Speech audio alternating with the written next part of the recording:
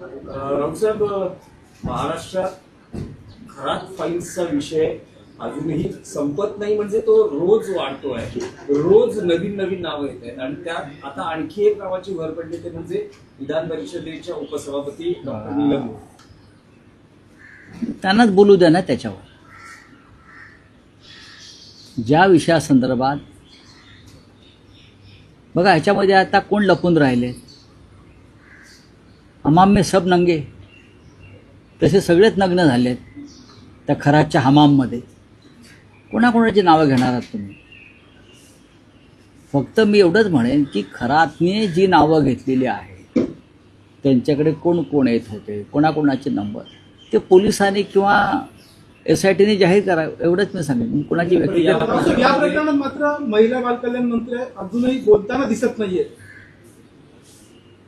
महिला बालकल्याण मंत्र्यांनी बोलायला हवं, कारण महिला बालकल्याण मंत्र्यांचे वडील त्यांचे भक्त होते.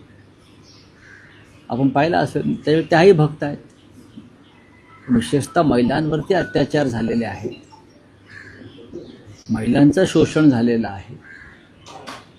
त्याच्यामुळे महिला आणि बालकल्याण मंत्री ज्या कोणी असतील त्यांनी त्याच्यावरती आपली भूमिका स्पष्ट करावीच लागेल.